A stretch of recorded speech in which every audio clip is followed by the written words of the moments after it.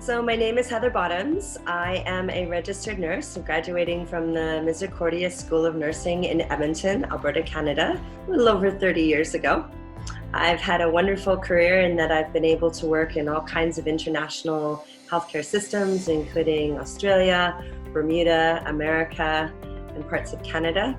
I still feel to this day that we have one of the best healthcare systems in the world, but it is becoming a bit complex for people to maneuver through the system.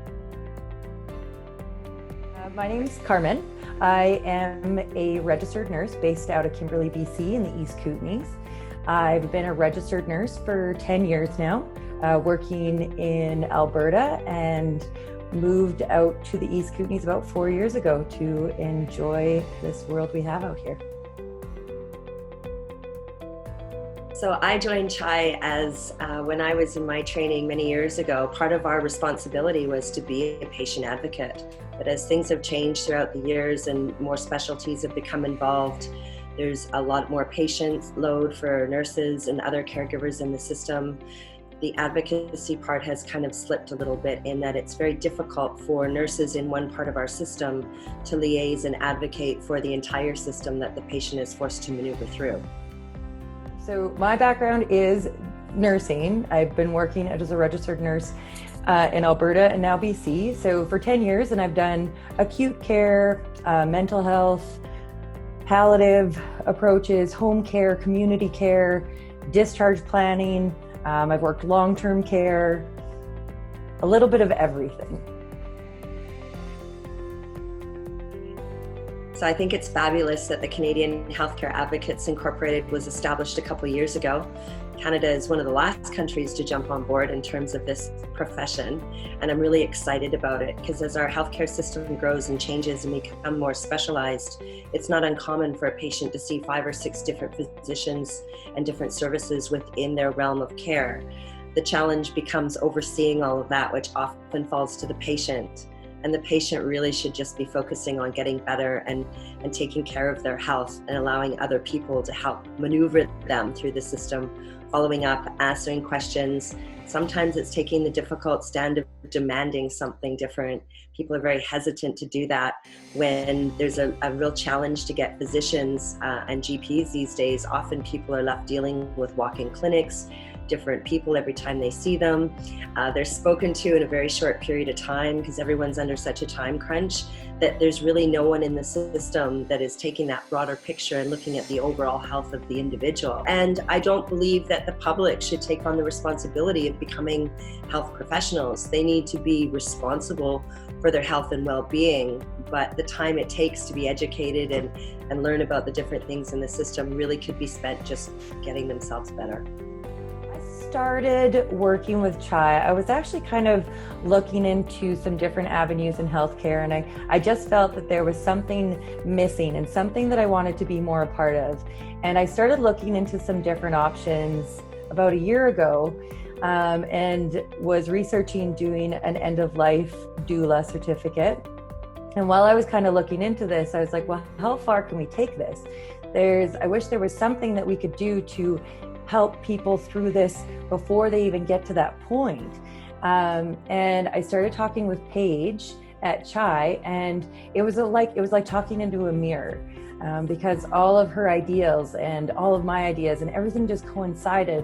And we just had this long-term goal of really providing a service that was for people and meant to be about people, and not meant to be through the politics and everything that kind of comes with healthcare. It was taking it back right to that individual and making sure that we could maximize everything possible, and make sure we could access everything that's available to them before they end up in a hospital.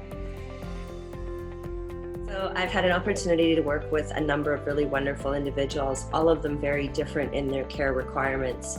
So as an advocate, my job is to assess the situation, work with the patient on what their goals and objectives are. In some cases, it's aligning expectations that are realistic from the outcomes. Having the background in healthcare to understand how things work in the system can be very helpful to the individual who doesn't know some of the little nuances that can make a big difference in the outcome of their care.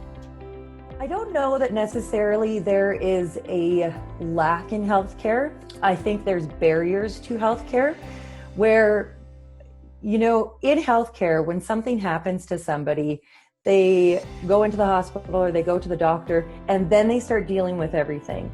But what there isn't is a service that helps people before they ever have to get to that point, before it's too late, before we're now urgency planning for the rest of their lives or the end of their lives, if that's what the case is. There just doesn't seem to be a service that can help people access things that are available that people don't even know about. And so I think it's that before care and helping people kind of navigate anything that's available to them before it becomes a serious issue. So I've always felt that being a nurse, one of my main responsibilities is to advocate for the patient. It's a very comprehensive system, sometimes very complicated system where people don't understand the steps, next steps, outcomes. They have a 5-minute window with their physician who often is going from patient to patient to patient and doesn't always necessarily have the time to review the chart and have that broader picture when it comes time to visit the patient. That's just really a fault of our system and not having enough physicians. It's not that they don't want to, it's just that sometimes they don't have the time to do that. So as an advocate, I love the opportunity to be able to help people through the system, but also more importantly, help align expectations that are realistic so that everybody has the right outcome to this in a fashion that is suitable for them. And what I mean by that is sometimes the most important person in the world when you're sick is yourself and your family and your health. However, the system doesn't always see that. And so being able to gently encourage, sometimes forcefully encourage the different care providers in the system to escalate it, to further review it, to bring to their attention that, we've been dealing with this sometimes for several years without outcome, and really kind of pushing for referrals to groups that I can help research that may have better solutions or more options for the patient in the process. So working as an advocate, I think that we have the opportunity to really help people navigate a whole different side of services that are available. And I think that some people kind of get to the point where they actually have nowhere else to turn and they don't know where to turn next, what step to take, who to ask the questions to. And by coming in and being that person, you take away a lot of the stress that's related to that so that people can actually just go back to focusing on themselves and their families and their own care while somebody's kind of doing a little work behind the scenes to make sure everything's in order for whatever that may be.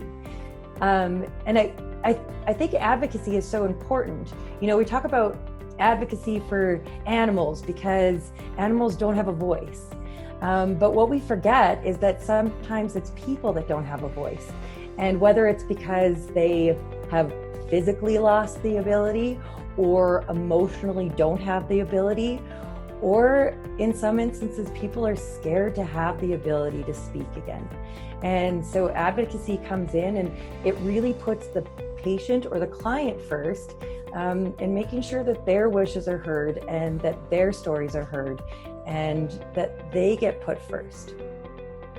It's really fulfilling work when you do something, and I think people just are so happy to hear that they're heard, which I feel like is so tough because you think that is something that maybe we just take for granted, and all of a sudden there's somebody there saying, no, I want to hear what you think. So as an advocate, I can work on behalf of the family, I can work directly with the patient, I can do a combination thereof because it's really important for that total perspective of care. Being able to help identify opportunities that maybe they've never considered.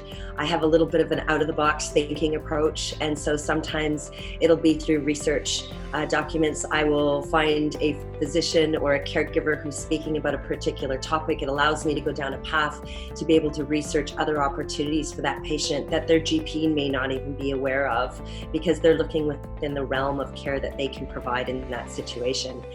Physicians sometimes find us a little, they're a little not quite sure what our role is, but they very quickly learn that we're really working as a liaison between the individual and the healthcare system.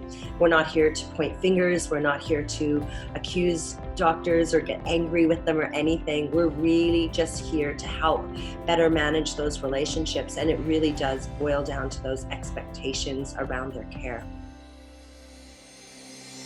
So why would you maybe need an advocate? Sometimes it's a matter of somebody else just taking the responsibility of chasing down results, being able to attend those doctors' meetings that are very short, being able to ask the questions that somebody may feel uncomfortable with or intimidated by, or really don't know what they want to ask.